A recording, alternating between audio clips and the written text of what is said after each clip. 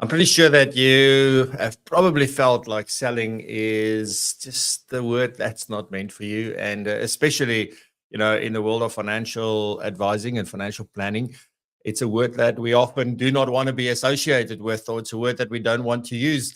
And many of us cringe at that thought. I am definitely one of those as well. Specifically when I was doing advice that, just don't call me a salesperson, don't call me a broker. There's all sorts of things that I sort of try to stay away from.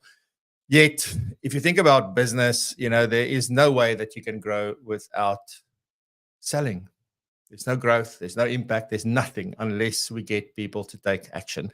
So in this episode today, I'm going to dive deep into my learnings, my experiences, how I've started turning things around over the last couple of years, and really looking forward to sharing all of that with you and doing that without losing your integrity and, just to take a dreaded concept and make something great out of it. So if you're ready, let's get into today's show.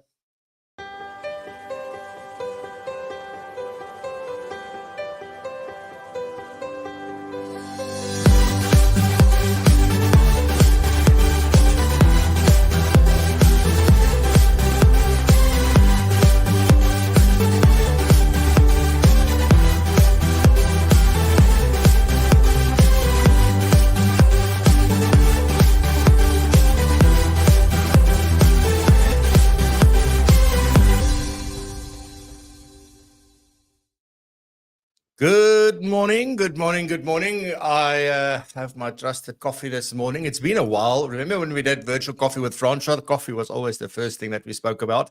And that was on the show even before I was. So, bringing back the coffee today. Hope you have your coffee and that you settled in for another great episode today.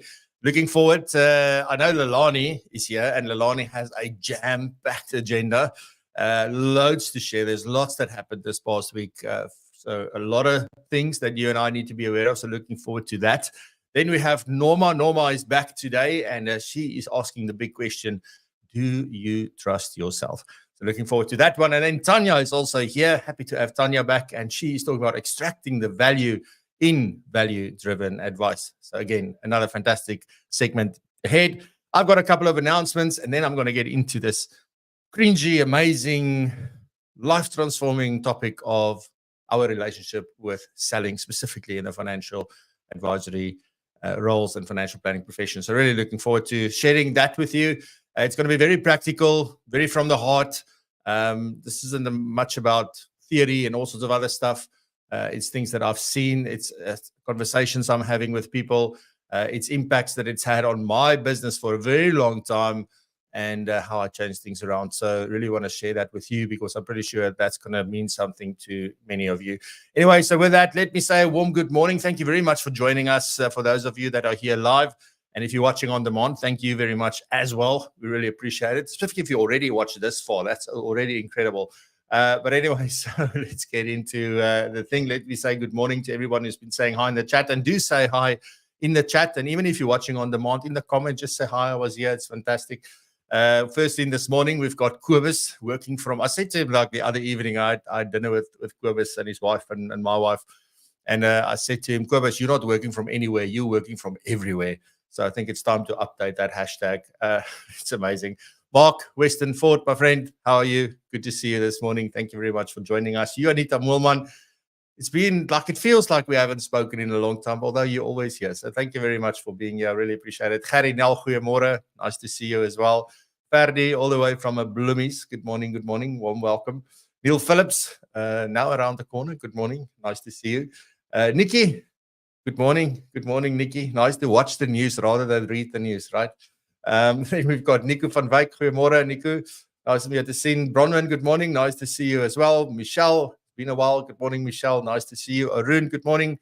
Warm welcome. Francis, you can see as I go through, I start speeding up because otherwise I'm taking up all Lani's time. So Francis, good morning. We've got Tracy, good morning. Nice to see you. Adrian Jordan, welcome terug. Adrian, nice to see you. Bear, good morning. Nice to see you as well. Johan Bloemedes, happy recent belated birthday there, Johan, as well. I know it's been a little bit of a while. I know I saw it and then 6 weeks went by. Not that much, but it felt like it. Johan Basson, goeiemorgen. Nice to meet you. Good morning, good morning. Lalani is also saying good morning to everybody from her studio. So good morning. Johan, good morning. Nice to see you. Welcome back. We've got Jaco Roots, goeiemorgen. We've got Karina, goeiemorgen. And Lizette, rounding up today's hellos. So please do say hi. And specifically, I want to invite you to share your thoughts and opinions in the chat throughout this morning or throughout this episode, and share and participate. It's really incredible to have you here. Thank you very much. Lalani, over to you for the latest news.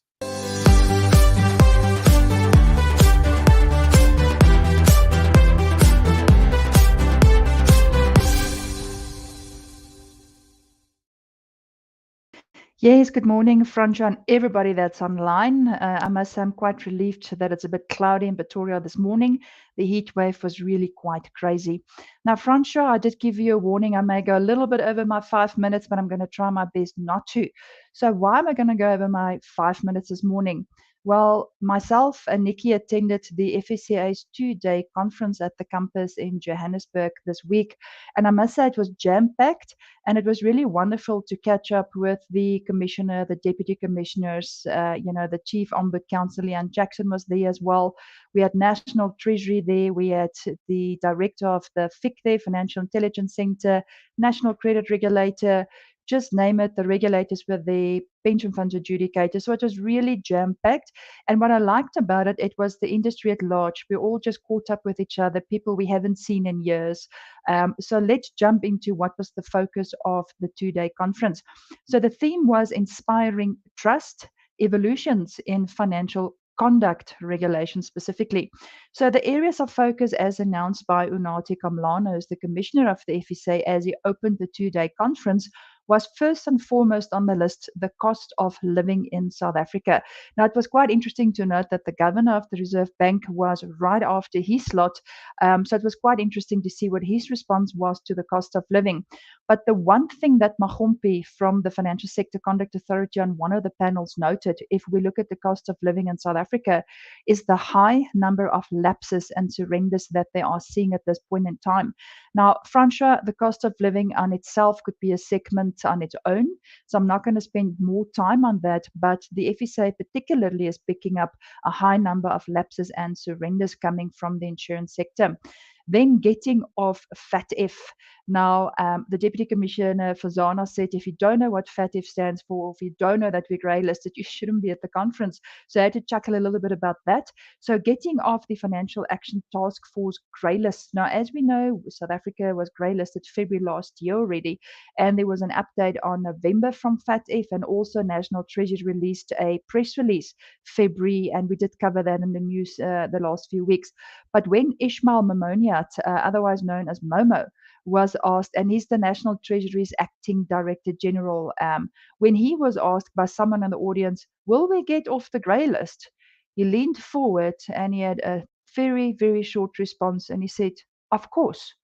And he said it with so much confidence, and knowing Momo, I know we'll get off the grey list. But he highlighted it's a matter of getting off the grey list by February 2025. That is the issue. So he highlighted, and on that panel, there was the director of the Financial Intelligence Center. We had a compliance specialist there as well. Kashni Naidu was online as well on the stage. And we had Mr. Giel from the FSCA there as well, facilitated by Farjana, and it was a very good discussion on the grey listing. And as we know, 35 of the 40 findings was addressed, but what is the ones that remains? And Momo confirmed that the 5 outstanding issues are the biggest ones, where we are hoping we'll get off the list by February 2025. And this is where the biggest challenges lies. And the question is, but what are those challenges? Well, it's the timeliest prosecution of those involved in anti-money laundering and financing of terrorist acts, and also recovering the proceeds. Now, if you attended the annual refresher, I actually go into more detail with regards to those 5 findings, and hashtag marketing FBI. If you've missed the annual refresher, 27 March, we have an online session, and I know it's school holidays, but guess what? You can register and still access the recordings over the long weekend at your own time. Then also advocate Peter Smith, I spoke a little bit about him, is the director of FIC. He also confirmed that there's a lot of work behind the scenes at this point in time that doesn't just focus on the financial services sector, but also those, that's part of the reason why we're on the grey list, which is from a lawyer point of view, accountant point of view, but estate agents as well. And I asked him, do they work close with the SAQA recognized or registered professional bodies in the law side and on the estate agency side? And he confirmed that he works very close with those professional bodies as well. Then, of course, the two-pot system had to be on the list. So the two-pot system is going ahead. For those who thought that the commissioner was going to confirm, no, it's not going ahead. It is going ahead. And it was acknowledged by all relevant parties that we need to work together very robustly to actually make the two-pot system work. And that's all the way from SARS being ready with their systems and all the way to the Conduct Authority being ready to amend those fund rules that's coming through.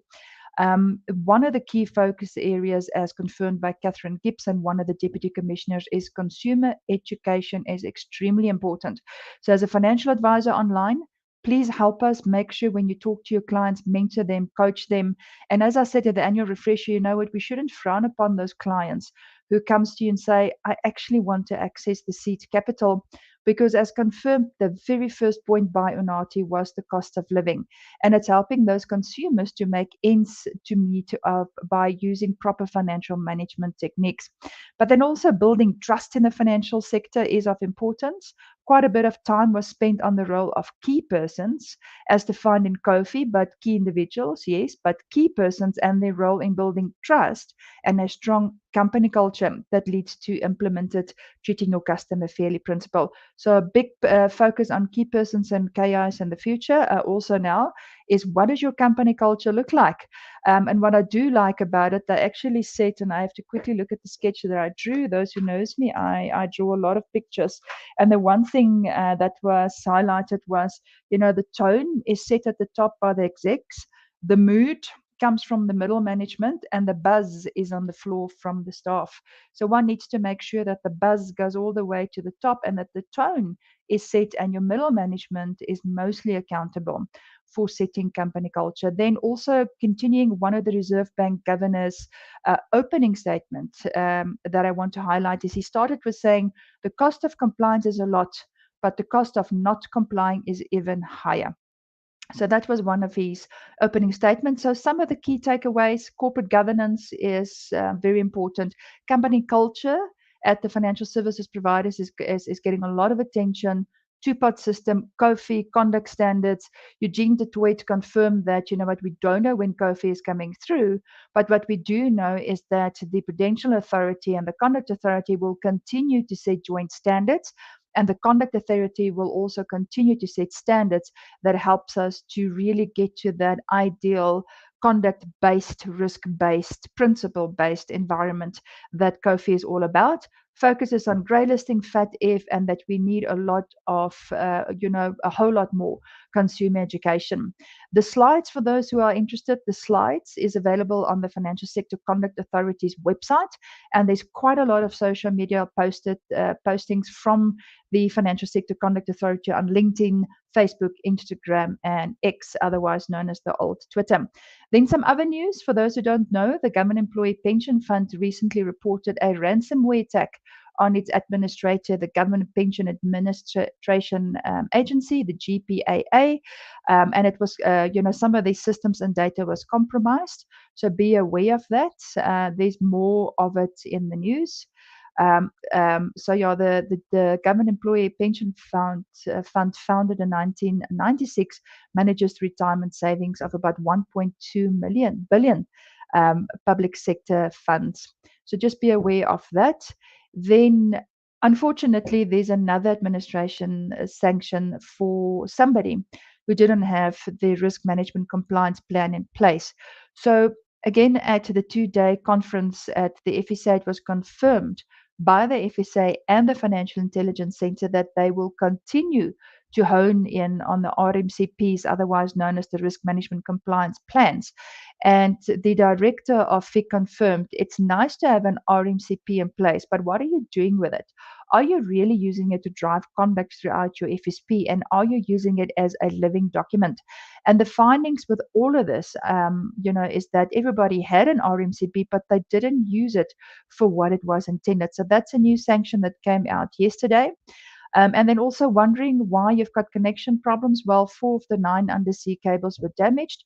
3 was snapped at the same time. So if you still have some internet connection problems this morning, be aware that that is what's happening.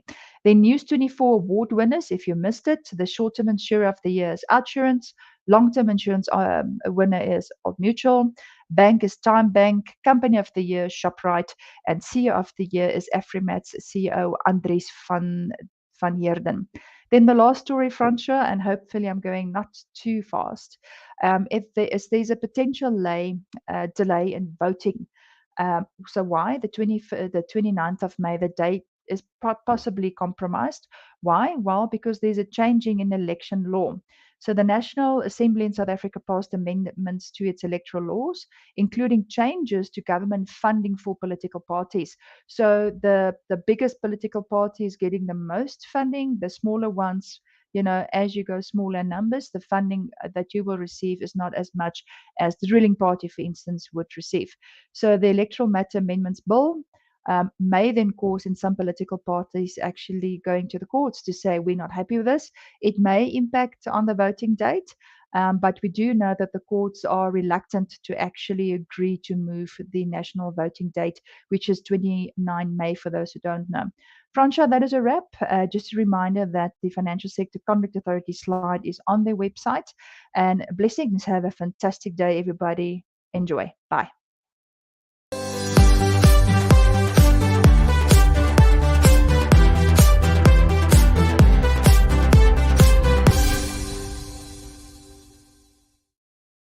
Thank you very much, Leilani. Straight on, let's jump on over to Norma. And Norma is asking the big question this morning. Do you trust yourself? Let's find out.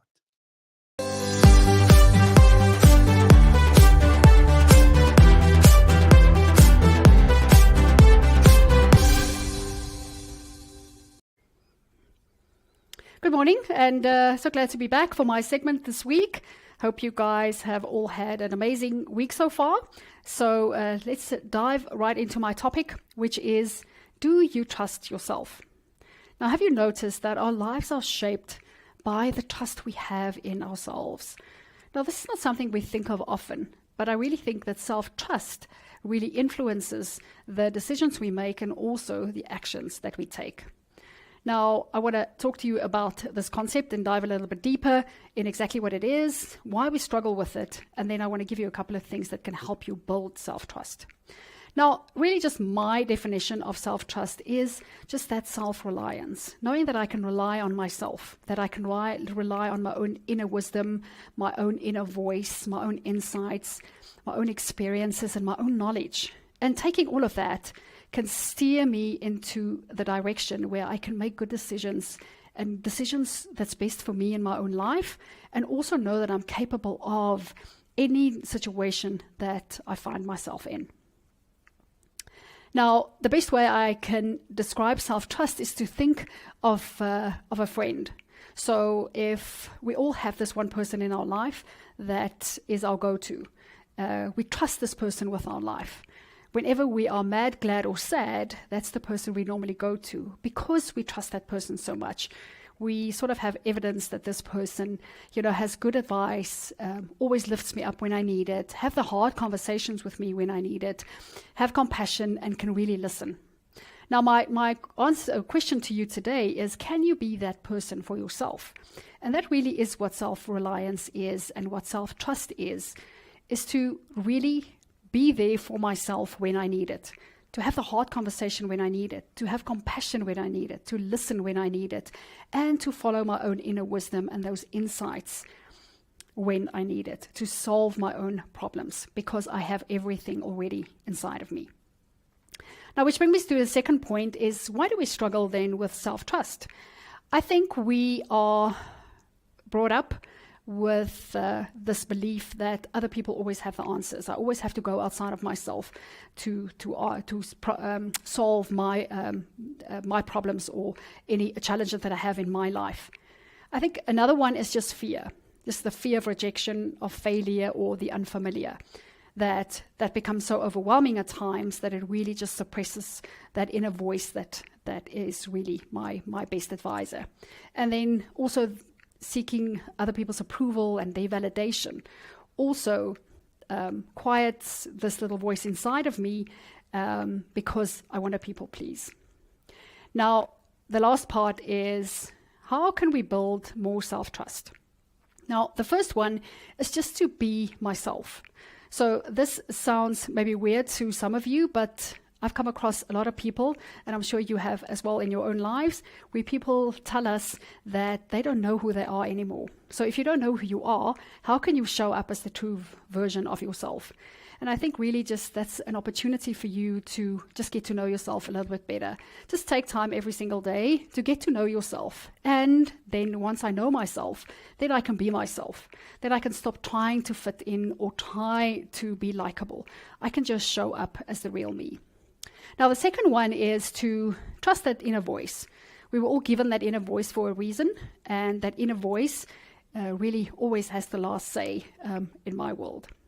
I think it's also important to reflect. So reflect on the last day, the last week, the last month. That will give us so much information because it will tell us that what's the decisions that we've made and why we made those decisions. And then we can easily distinguish, why did I make that decision? Do I really trust myself if I made that decision? It's always good to acknowledge all my strengths and my talents and skills and all the gifts that I was given. Because everything that I was given has brought me to where I am today. I've built this character, and this is who I am today. So of course I can trust myself. Of course I have confidence in me. If I know that this is who I have become, now I can trust myself going forward. And then lastly, I think it's important for us to make a promise to ourselves to know that any decision from now going forward is going to be a decision where I don't question myself, I don't look back, and I'm all in on the decision. Now, this is what I have for you regarding self-trust. I hope you can see the importance of self-trust for ourselves in our lives, in the decisions that we make, to trust that inner voice and to know that if I can trust myself, if I can be there for myself, really what is possible in my life? And how can I be the best version of myself and really live my true potential once I have that self-trust? So that's what I have for you today. Thank you for being here. I'm looking forward to the next time I talk to you again. So have a great weekend and see you soon.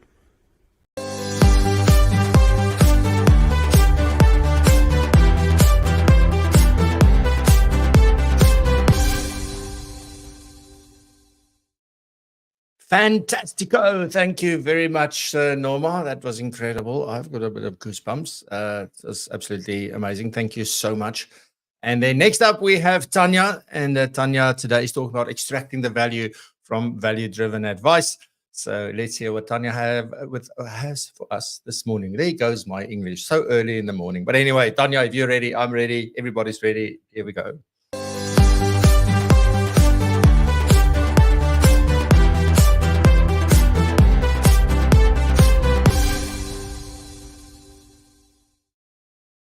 Morning, everyone. And yes, thanks so much again, Franscha, for having me on Propulsion. It's always lovely to be here. Now, previously, I discussed the definition of the word value, and we tried to look at what it means from two different angles. What is value? What is it not? And if you believe in a value-driven advice process, then it is important to define this word. But this morning, I'd like to rather talk a bit more about extracting value, and not per se from our angle, but from your client. If your clients were to come to you this morning and ask you, how do I extract value from you, my advisor? Or what is the value that I get as a client? What would your answer be? Now, firstly, the client, cannot extract value from your process if you do not have a process. And secondly, if you don't understand the word value, what it entails, then it becomes hard to know what to focus on in your process and what to offer your client. And I think for a very long time, advisors have really struggled to demonstrate the value of their advice. And why I'm saying this is I look at things such as the fee debates. So often fees are debated. Should I charge more or less for my advice? What if the client doesn't accept my proposal? Or, we question ourselves. It's interesting how Norma now talks about self-trust, but, I pick up that we do not trust necessarily what we charge and what we offer. But yet, if we can illustrate the value, then price isn't really an issue. Now, the other big issue that we do have, and I mentioned this last time we met, is that we place the value on the wrong things. So if we focus in our process or in our value process on just fund selection, then the only way to calculate the value is by measuring fund performance, which we don't always have. We can't really calculate it properly, the value that we've added, or it becomes too difficult. So what if we shifted the value? What if we now place the value on something else, such as the plan, such as the process? Firstly, and I'd like to give you some guidance this morning, some practical things that you could maybe consider in your practice. But firstly, be the source of professional expertise, experience, and judgment. When Alani mentioned this morning that, consumer education is so important, I realized that's exactly it. Our clients come to us for sometimes more than just financial advice. I recently actually met with Juanita, who's on the call this morning, and she shared with me an interesting story where she said a client phoned her to ask, can we put solar panels up? And I thought to myself, such an interesting thing. Clients phone you for all this random advice. And I suppose there are many of you on this call this morning that has some time in your life been the phone a friend for your clients. But that's a good thing. It illustrates the relationship you have with your client. And that for me translates directly to value that you add beyond just the funds that you selected or the product you advised on. Secondly, we need to help our clients uncover their goals. Now, I think you would all think that clients know basic things like how much do you need to retire with, Mr. Client? Now, I sat in a meeting the other day with an advisor and a client, and I was actually shocked. It was a young client, affluent, well-educated, and the advisor asked him, so if you retire one day, with how much can you live off? And the number he provided was so out of touch with reality. And she needed to coach him a bit and tell him about the dynamics of future value calculations, about inflationary adjustments, the cost of living in the future. If you become older, there might be different things to look at. But I just realized at that moment, he had a very plain vanilla goal, and that's to retire one day. But she actually gave him an actual number to put to this goal. She quantified it and, in a sense, personalized this goal for him and helped him to uncover and discover his goals. Now, thirdly, preparing clients. Whether it is preparing clients for unexpected events like death, divorce, retrenchments, or even then the expected events such as retirement, I think every advisor in their value proposition, in their offering, should have some form of a guide, a workshop, a consultation, a process that you take your client through when they are in that transition phase. So some advisors I know do a transitionist course, and I believe it's a quite expensive course. And I'm not saying that we all need to become those transitionists, but we need to consider helping our clients through the transitioning phase. That's a way that they can extract value from the process. And then administrative ease. I chatted to an advisor this week. He's based in Cape Town, and he said he has a dedicated WhatsApp line in his office. It's manned by a warm body, not some bots, and the clients can have an interaction with that WhatsApp channel or that WhatsApp number if they want to quickly have maybe a statement or certain administrative tasks done.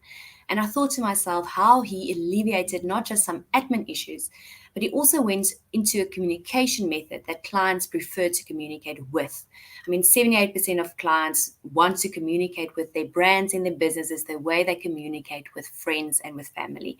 And he actually saw that and he implemented that in his business.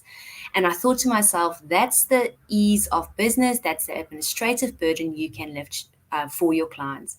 We need to consider small things such as the customer experience and the client experience and those journeys throughout our process in order for our clients to know that they can truly extract value from the process. But remember, you cannot build your value proposition on someone else's value. So next time we meet, I will share with you the framework for a value proposition and how simple it can be to implement it and ensure that you actually focus on value-driven advice in your practice. Enjoy all the short work weeks coming up. If I don't see you again soon, happy Easter as well. And thank you so much for listening to my segment this morning.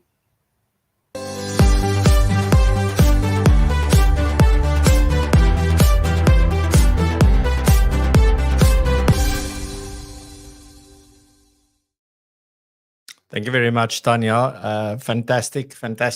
Righty, time for a quick couple of announcements.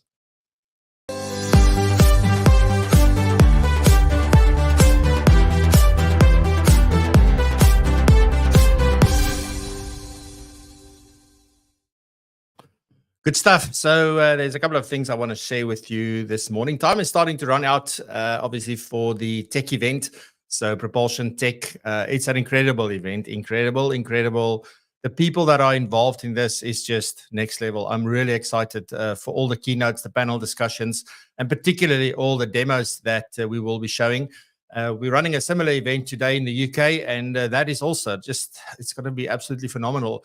But this one is going to be specifically focused on South Africa. It's all the providers and many of them that you have not heard of. So if you go to our website, you'll see all of the exhibitors, you'll see all of the sponsors, etc., and even the media partners. All of those are on the website, so you can go and see who is involved in this event. It's really an incredible agenda.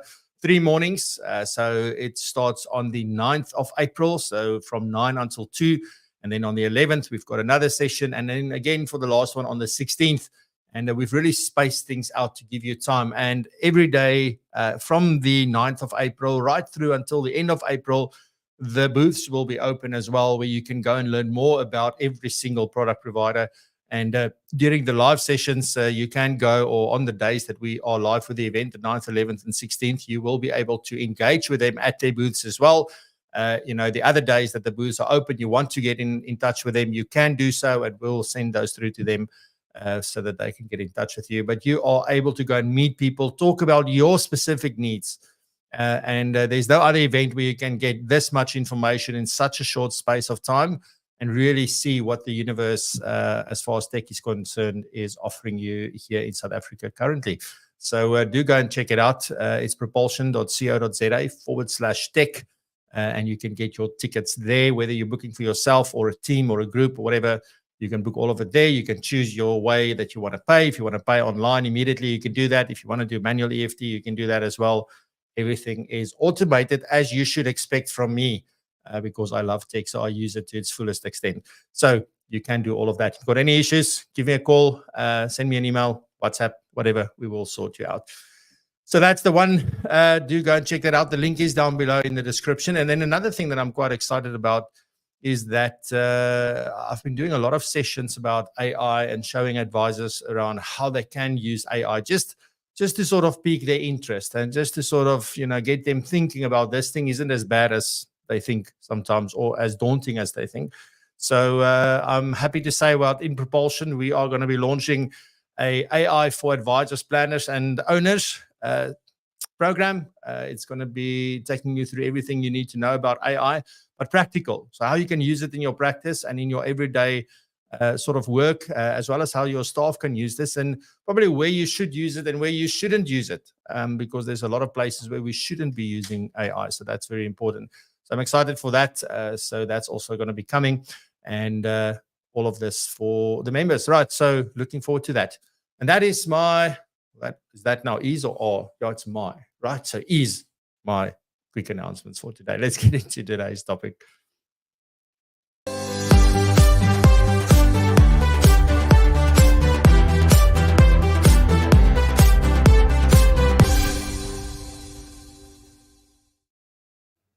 Fantastic. Righty. So selling. I remember sort of vividly, that for a long time, I've said that I am not a salesperson. I don't want to sell. I don't want to be seen as someone who's selling and is pushing things onto people and convincing them at all cost to do this thing, because that's the picture of selling that I forever had in my mind. You start thinking about If I say the word selling, like there's specific movies that probably come to mind, and you're going to think about something like Glenn Ross, always be closing, and coffee is for winners and not for losers, and things like that. So those are some of the things you think about. There was a movie, I think in 1980, somewhere there, about a used car salesman that Kurt Russell played in. And as well, he was relentless, and he sold things to people that he shouldn't be selling to, and he lied to people to sell to them. And these are the pictures that we have when we hear the word selling. Now, the funny thing is something that I realized somewhere along my journey, and it all started off with, by the way, when I was reading a book by Daniel Pink called To Sell is Human. And it sort of started flipping that. And then there was another short manifesto that I read, from which I'll share at some point, just maybe on LinkedIn. But it's not about the act of selling. There's actually something much bigger behind it. And for me, when I started changing the way that I view selling, it really flipped the thing for me. Here's the thing that I realized. So this is like paradoxical. Is that a word? So what we do is we want to sell to others that we are not salespeople. So maybe we're just not good at sales because we can't convince somebody that you're not into sales when you actually are, because all the time we're trying to convince somebody, or to at least see things from our point of view, or we want to get them interested, or we want to guide them to take a specific action. All of those are actually selling. But we've given this sort of view, or we connected some sort of a feeling to the word selling, which means, no. If you're a financial advisor or a planner and you're professional and all of that, then you can't be selling. That is not what we do. We give advice, right? But at the end of the day, you are selling something, because you've got to get somebody interested in what you do. Now, some is trying to get people interested in product, and some is trying to get people interested in advice and on a journey and on other things, right? But at the end of the day, if they don't take the action, none of the incredible things that you and I do means anything. So you have to sell. And selling is nothing else. Like a couple of episodes, not 2 episodes, but a couple of episodes ago, we spoke about lead generation. And if you think about what that is, it's not about looking for somebody to sell to, in my mind. For me, it's about finding somebody you can help. And when we sort of start shifting that and just understanding that helping somebody and being really interested in what it is that they do, and being really focused on them and not on ourselves, and not being focused on product, for example, being focused on advice, that's all part of selling. It's nothing other than selling.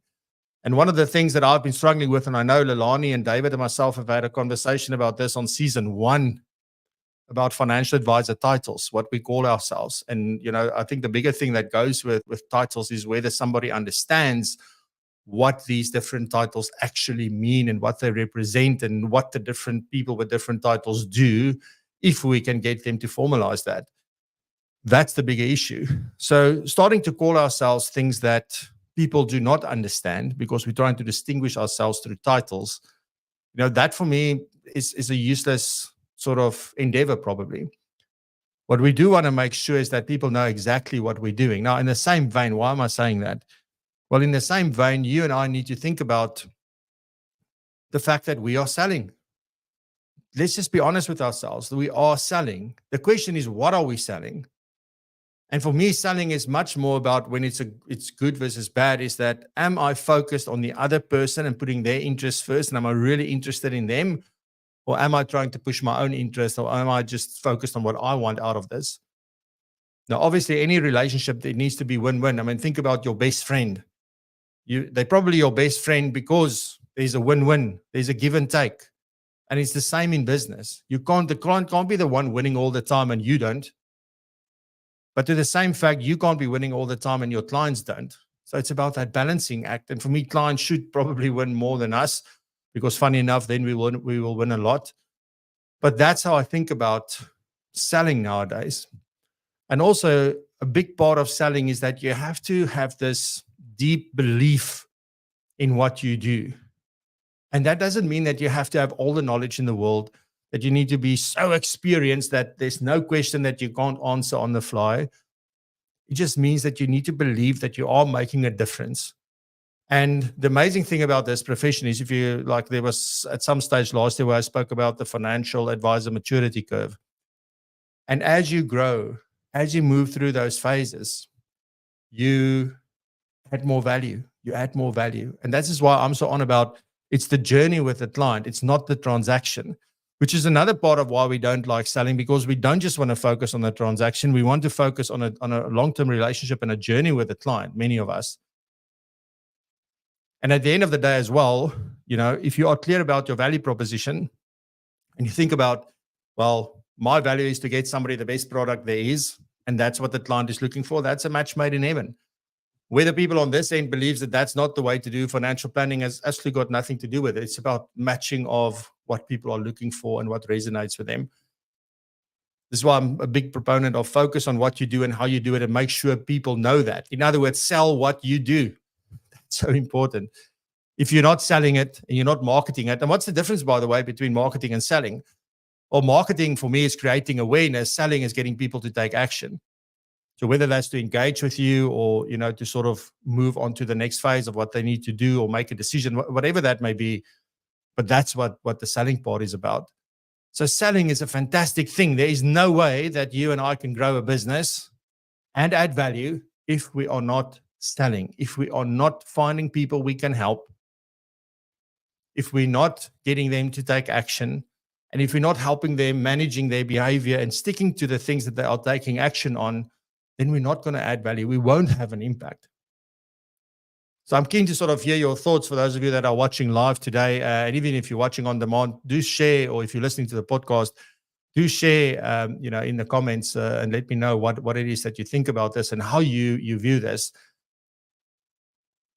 But that's sort of, I think, what is really, really important. And there's this massive discomfort simply because we've given a certain meaning and attached a certain emotion to the word selling. And it's a lot to do sometimes with how we want others to perceive us, or how we want them to see us. You got to be very careful if you're out there saying one thing, but the things you post on social media is the exact opposite. So we also got to be cognizant of that, because I sometimes see people say, this is what I focus on, but the only thing they really post on is the things that they say they don't focus on. So how do those two then talk together? So also just think about whether what we are saying in the way that we, just because we don't want to be seen as this, that we don't do the opposite when we are posting content. Now, the other thing that is very important here is that, and I often use this, and I don't mean to step on any toes, but you'll sometimes find people that, they have a certain view of the world and how it should be and how it could be. And that's absolutely amazing. I really love that. I'm one of those people as well, where I have an idea and I focus on it and I want to make it happen. And sometimes it works and sometimes it doesn't work. But then there are people who are on a very different stage in their business or their practice or their career, and they have this ideal about how things should be. But getting from here to there misses about 50 steps before you get there. But now we're just talking about this thing about how it should be, but it then keeps us from doing the things we should be doing right in the beginning to get going. A lot of the people that we look up to, if you think about the big names, man, think about Elon Musk and think about Richard Branson and think about, I don't know, Gary Vaynerchuk and Patrick Bet-David and Alex Hormozi and all of these amazing people, where they are and where you are two very, very different worlds. So you can work towards that, but don't expect to, if you've never even gone like to the gym, for example, to just go and do participate in some sort of an event where you're going to run 500 kilometers in 2 days. You're not going to be able to do that because there's a process to get there.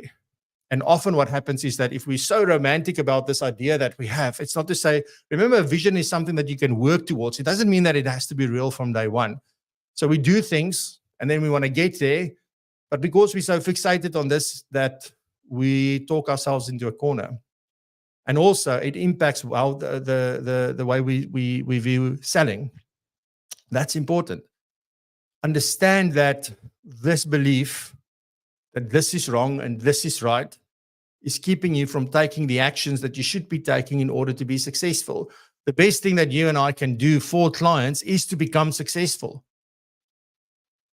And there's a way to get there. Now, for me, it's not about the fact that you're selling or even what you're selling. It's more who and what you are focused on when you are selling. That's the thing that you should be auditing, not the fact that you're selling.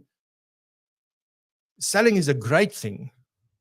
We won't get anything done in this world if we weren't selling. So that's very important to me. And I'm sort of keen to hear your thoughts on that. But for me, if you look at what real selling is, if you will, seeing that we've got real financial planning, we also got real selling.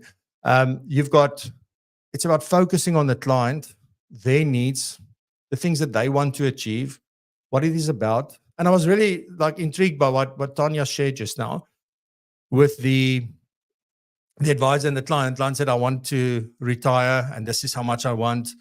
And then, they have this certain idea. That is the reason why that client has said it in that way, apart from the fact that they don't maybe understand certain things that you and I do, is that that's their vision for their life. And if we can focus on helping them get there and get them to take the actions they need to take to get to achieve that, I mean, isn't that worth selling? And then obviously we've got to come through on those promises that we are making. But it's all about building relationships, building trust, focusing on the client, putting their interests first all the time, not most of the time, all the time. You know that I feel very strongly about doing the right thing for the right reason with the right intent, because when you do that, everything else follows. You will be successful. It might not be in a month. It might not be in 6 months. Hell, it might not even be in 7 years in my case. But slowly but surely you get there, and you get there, because then when it starts happening and things sort of feels like now there's growth, now there's progress, that it's solid. There's a foundation and you can do that. So patience in the long run is important, but urgency in the short term is even more important. Sorry, I'm veering a little bit away from the selling theme, but those are things that are really, really important as well. So, I mean, what can you do to start maybe changing your relationship with selling and the way that you think about it? And that's exactly the place to start, probably, is to say, well, what do I think about it? Why do I think this about it? Is there something that's happened? Maybe an advisor sold your parents something at all cost and any cost. And instead of saying that, that's not how I will sell, you went like, these sales guys are just, that's all they care about is just selling product. It's not about just selling product. The thing is that they were focused on their own needs and their own interests and their own incentives and their own things that were very important to them, instead of saying what is important and right to the client, most probably. So those are really important. And then I would really say, well, what is important to you? Yesterday I was talking about you've got to stand for something. So what are your values? What are the things that are really important to you? Are you clear on those? And how can you make sure that you sell in line with those values? Because if you sell in line with your values and you have clients that align with your values, then everything falls in place, and you can sell with passion, and you can sell with confidence, and you can sell with all the love in your heart. That's really what you can do. So think about those kinds of things. I think the only way that we can really change the way we think about something is because it boils down to our beliefs about what is true. And those beliefs are shaped, obviously, by things we've experienced or seen or learned or whatever it may be. But what we definitely need to do is to revisit that and to get new information. The only way you can change beliefs is by getting new information, by seeking out new and different experiences, by learning about what it's like from the other end of the table, the other end of the coin. Like, what does that side look like? And we really go back and challenge what we believe and why we believe it, because of something that happened. And because it happened, it must be true for me. You've always seen like that 6 and the 9 kind of thing where, one says it's a 6, one says it's a 9. It depends on the perspective. But that's the only way that you can start transforming this. And then you've got to educate yourself on what good selling looks like. So read the right books, follow the right people, spend time and develop your own way of doing this. Because at the end of the day, for me, selling is anyway just a conversation. It's the way that I have a conversation with somebody. I am not personally very big on all sorts of frameworks and, you got to do this and all sorts of things. For me, it's just, am I raw and having just a real conversation? Very recently, I had a deal that we were doing, and there were certain discussions that happened, and, I sort of didn't ask a couple of questions, and it worked against me. And I was very straight on afterwards with people to say, that's not how I operate, but I learned it's fine. It's no problem. So I'm very open and very straightforward about these kinds of things. And I think people appreciate that more. And if they don't, there's probably not an alignment of values anyway there. So then you should ask, do you want to do business with people with whom you can't be honest and straight? But that's important, right? So we need to look at those kinds of things. So what are some of the ways that we can sell the right way, if you will? It's specifically in the financial planning profession. There's nothing that hurts us more when Leilani is sharing about people that there's now warnings out against these people. And, there's been this scam and that scam and all of it. And by the way, I think, Leilani, if I saw you having a webinar on scams and things very soon as well. So, these are kinds of things that we need to think about. And we don't want to be seen as that. We want to keep our professional integrity intact. So that's very important. So for me, there's really like a few types of selling that you can use. And some of these may have older names, in my opinion. These are things that I remember learning back in the 90s, called consultative selling. And there were some components in those that I thought like, I don't know.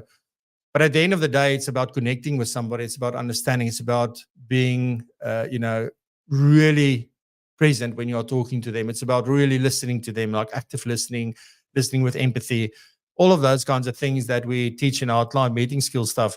Those things are important because it's about understanding and then knowing, okay, so if this is what's important to you, and also even helping the client to get to what is really important to them, that's part of the process. And then say, okay, so now what do we do from here? Then it doesn't even feel like you're selling. It's very simple because it's a conversation. I have your best interests at heart. They can see it. They trust us. And it becomes a so much easier process. But acknowledge that is still selling. Also, educational marketing is very useful. If we empower clients to have better conversations, to make better decisions, it all comes down to education. Now we've spoken about this before on the show. You can do education in the meetings. You can send them information during the year or, over the course of a period of time, or you could have events, or you could do webinars. You could do all sorts of things to help educate your clients from that perspective. But it's really, really important that you do that. Obviously, other things is let your existing clients who are very happy come and tell their story so that people can see. That's all part of this. And this is them saying things. It's not you creating some fake, deep fake. Oh, I see, by the way, the EU have launched, or they're very close to launching the AI legislation now. And it's gone through the next part of the process. So they're going to really there's specific things that you're not allowed to do, which includes things like deepfake. And obviously, I think the biggest thing is use storytelling so that people can relate to that. So that's very important. But if you're always transparent, you're always honest, you communicate clearly and simply in a plain language and things that they can follow and understand, those are the things that build trust, and those are the things that foster long-term relationships. And when you do those things and you focus on that and you're patient for things to happen, then it will never feel like you're selling, because it's like a friend talking to a friend, having a conversation, making decisions that friend knows are in their best interest. So that's very, very important. So just to sort of think about this, challenge the way that you think and feel about selling. Selling is not the enemy. Selling is the best weapon and the best ally and the best strategy and the best tactic and the best all of it that you have to build a successful career, successful business, and all of that. The question is not whether you're selling or not. The question is, are you selling in the right way? Are you focusing? Who are you focusing on? Yourself? Are you focusing on the client? And whether that then becomes advice or product or anything in between, I lean a lot more towards the advice side, because for me, when you are, and in fact, there's a company that we started working with that's got a different spin on that, which I can't share, but it's really interesting to see what should we be focusing on? And that's very, very important, right? So I think when you focus on the advice, because advice doesn't always lead to a product. That's the problem often. If the way that we get paid is by implementing product and we just focus on product, we're missing out on a big piece over here. But you always focus on advice. It eventually will somewhere in some way, shape or form lead to a product in many cases, which is if that's the way that your business earns revenue and generates revenue, then that's the process. Or you can say, advice is my product. So that's all I sell. But be clear on what's important to you. Be clear on what it is that you're selling. Be clear on how you will do this. And educate yourself as much as possible and then implement and use it. Because having the knowledge about selling and being able to say, well, here are the steps in a sales process and this is how you overcome objections and these are the things. Those things doesn't really mean much, in my opinion. For me, it's about if I'm genuinely interested in the other person, I care about them, and I do the right thing all the time, selling becomes it is just what we do. So that's it from me on selling. I'll be looking at your comments right after this.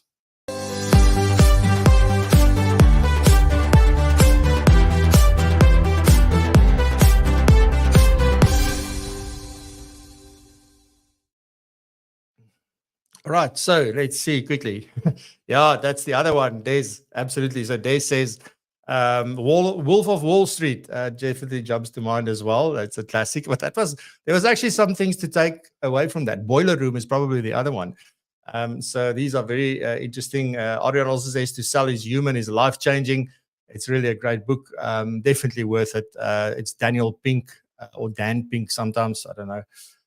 But it's really, really a great book. Guber says, it's worth emphasizing that the art of self-presentation is not merely a transactional skill of selling yourself, but a continuous journey of self-discovery and improvement. Definitely, that's a great comment. My fear of rejection has turned me into selling whatever, however, which is quite an interesting statement. There's something we should chat about, but very, very interesting. Kevin, good morning, Kevin. Nice to see you. That's a good perspective. Indeed, not all selling are bad, is more on working out on clarity about what are we selling. Yes, absolutely. Lalani has also added her voice. As long as what you sell addresses a need, this means you follow the process of establishing the need. What client problem are we trying to solve? There must always be a link back to your F&A. And then this is a typical compliance, where we go, response, but it's true. Yes, and at the end of the day, I mean, most clients, obviously, I think will probably land up in your office with a product issue. Like that's how most of them will get to you. I've got a problem with my retirement fund or my retirement annuity or this investment or that endowment or this life policy. And that's how you start the process. And then is to educate them. But you know what? Or just by asking them questions, why do you have this? What is it meant for? I mean, that can open the door to start talking about the things you really want to talk about and sort of get more into them as people. So that's very important. Tanya says, maybe we don't focus enough on the problem we want to solve for clients and too often just on the product we want to sell. It's actually a note I make. Thanks for that, Tanya. It's a note I made, when I was just thinking about this episode, is that how are the different things or the different ways that we could probably be selling? And one of the ways is definitely that, if a lot of things selling certain aspects is very difficult for you, sell the problem. That's something we can all do. There's no way that none of us can not sell the problem. And by selling the problem, it's about making people aware. It's about showing that we understand the problem, how serious the problem is, and that we actually know how to solve this problem as well. So that's definitely there as well. Mr. Moka, it's been 600 centuries, it feels like. The comment made a few weeks ago around being a business that offers financial advice versus being an advisor. First, I focus on those two key features of any business, of creating clients and then keeping clients. This all talks to experience. A sale is not an experience we like, while constructive, comprehensive financial advice is a journey that leads to great experience. Absolutely. Thank you very much for that. Boiler Room was my number one movie for a long time. It's just because these things show you what's possible. But the question is that how I want to do it? But it is definitely inspirational sometimes to see the energy and the commitment and just how people go about these things. It's really, really valuable. Thank you. It's very important to put the focus on what is the most pressing issue on our clients' minds at the moment. Thank you very much, Anita. And then Kevin, wonderful sharing. Thank you very much. And Lalani said she agrees with Tanya. Good stuff. Ladies and gentlemen, that's the end of today's show. Thank you very much for being here. We'll be back next week, even though Thursday is a public holiday. We are here on Friday, and I look forward to another great episode with you. And so do join us from wherever you are, and we will be glad to entertain you and inform you and show you some good stuff and have great conversations. So with that, have a fantastic weekend. Stay safe, be blessed and prosper, and continue to raise the bar. Love you lots. Bye-bye.